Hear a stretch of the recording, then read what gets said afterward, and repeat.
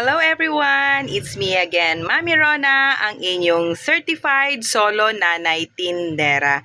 Ngayon po ay namili ako sa Clover Marikina at meron po akong promo na na-avail. I-share ko lang po mga kasari. Ito po, ako ay bumili kanina sa Clover Marikina at meron silang promo ng Marlboro. Actually, iyan, Marlboro products. So, meron siyang libre.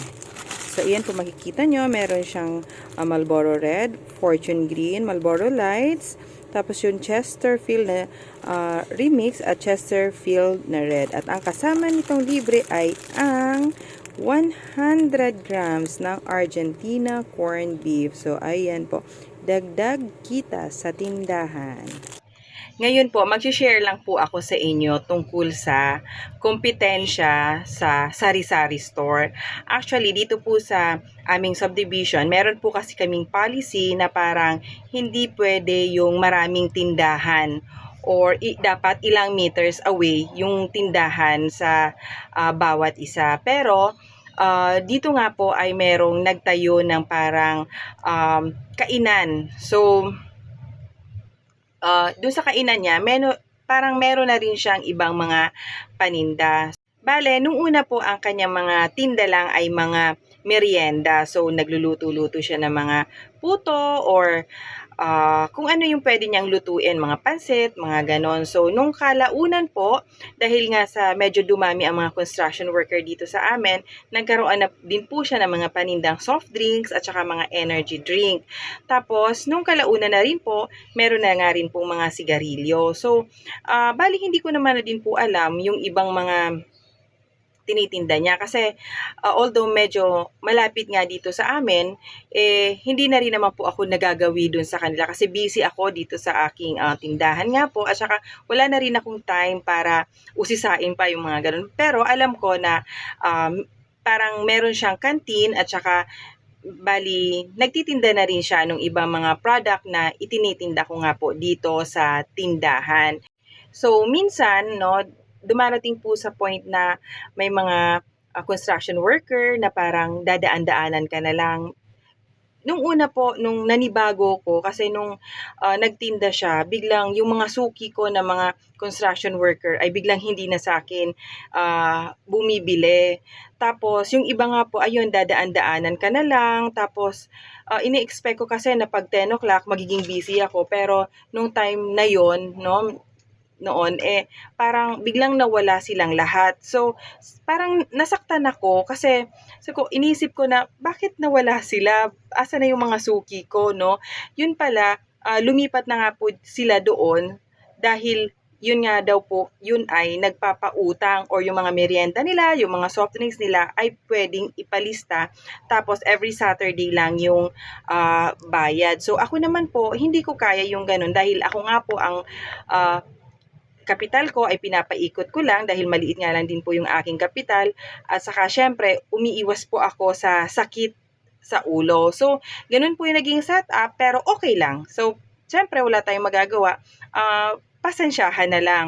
Tapos po nung siguro mga after 2 weeks na mga nangyari ngayon, nagbalikan na naman sa akin yung mga suki ko na construction worker. So, doon na nga po sila parang nagkikwento na nagugulat daw sila yung kanilang mga utang ay umaabot po ng malaking halaga. So, yun nga po ang nalaman nila na yun po palang mga paninda nila ay mas mataas sa akin.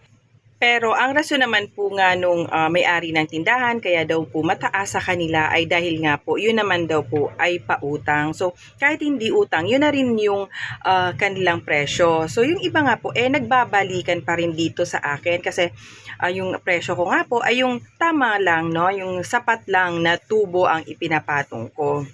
Tapos, siyempre marami pong mga bumibili doon, tapos bumibili na rin dito. Tapos alam nila na ito po sa akin, kompleto ko ng permit. Meron akong permit dito sa loob ng subdivision, allowed ako, at saka meron akong permit sa munisipyo. So, ang dami rin sa akin nagtatanong na, ate, bakit hindi daw ako nagrereklamo? Dahil nga po yung aking kalapit na tindahan ay parang wala nga daw pong permit dito sa loob ng subdivision. So ako naman po, para sa akin, hindi ko na po trabaho yun.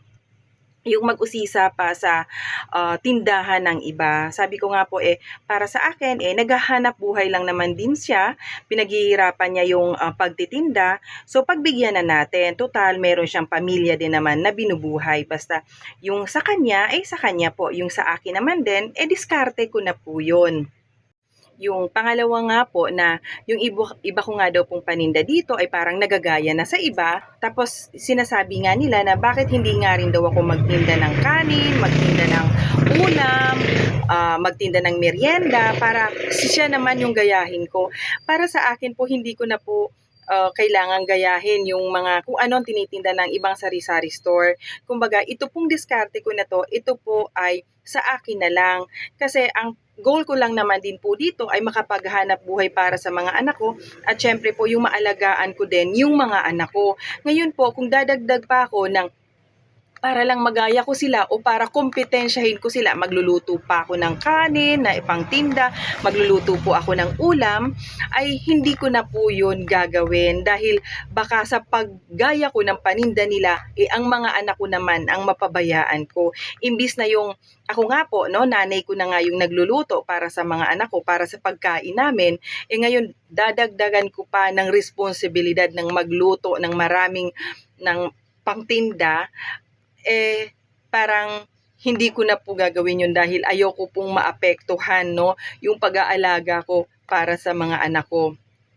Ang goal ko ay yun lang po, hanggang dun lang ako. Hindi ko po kailangang makipagkompetensya, hindi ko po kailangang makipaglabanan sa ibang mga tindahan, hindi ko po kailangan sabihin na ang tindahan ko ay the best. Kumbaga parang sa ako po, ang goal ko ay magi-stick lang ako dito sa pagtitinda ng aking mga sari-sari store. Kung ano lang po yung kaya kong itinda, yun po yung ititinda ko. Kung ano po yung diskarte ko, yun po yung ipagpapatuloy ko. Hindi ko na po trabaho na makipagkompetensya sa ibang tindahan. Kahit nga po minsan ay naiko-compare. Hindi naman po natin yan maiaalis. Pero para sa akin po, stick na lang ako sa goal ko. At saka syempre po, hindi po minsan mawawala yung kompetensya pagdating po sa presyo. Yun po, minsan po talagang tinitingnan nila yung presyo. Pero para sa akin po, yung presyo ko ay presyo ko po yan, no? Dahil hindi ko po kailangang babaan para lang makuha ko sila na mababaliwala po ang aking pagod at mababaliwala po yung aking diskarte, no? Ang goal ko po dito ay kumita ng tama lang. Hindi ko po kailangang kumita ng sobrang laki at hindi ko rin naman po kailangang ipamigay na lang ang aking mga paninda para lang sa kompetensya. Ako po, ito, tindahan ko, presyo ko, diskarte ko. So, yun lang po. At saka syempre, ang isa pong masakit na mga pangyayari, no, yung tipong yung may mga umuutang sa'yo dati, pag hindi ayaw ka na nilang bayaran or hindi ka na nila mababayaran, ang gagawin po nila ay lilipat na sa ibang tindahan. So, yun din po yung aking iniiwasan. Kaya talagang dito po sa ating negosyo na pagsasari-sari store, ang kompetensya po ay hindi mawawala. So, ang gawin lang po natin, mag-focus lang tayo sa ating mga tindahan at dimiskarte tayo, no, ng tama. Hindi po yung didiskarte tayo na makakaapekto tayo sa ibang mga tindahan. So, wag na nating silang pakialaman, diskarte din nila yon. So, naghahanap buhay din naman sila. So, irespeto na lang po natin. So, respeto na lang sa bawat isa. Ako din po, kailangan ko din ng respeto dito sa aking hanap buhay. Kaya ganun din po yung ginagawa ko sa ibang aking mga kapwa sari-sari store owners. Ang gawin na lang din po natin, magpresyo tayo ng tama at saka syempre kumpletuhin natin ang ating mga paninda at gawin nating attractive at syempre kaaya-aya ang ating mga kaaya-aya itong ating tindahan. At syempre po, yung good customer service. So, kailangan hindi po yun mawawala.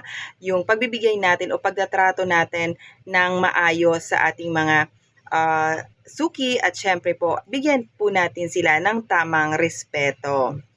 Yun lang po ang maisi-share ko ngayon. Yan po ay base lamang po sa aking experience as a sari-sari store owner. So, maraming salamat po sa panonood. Sana po nagustuhan nyo, at kung sakali po nagustuhan nyo, paki-like naman po ito, at syempre po, paki-subscribe po sa aking YouTube channel, ang Solo Nanay Tindera. Maraming salamat po. God bless everyone.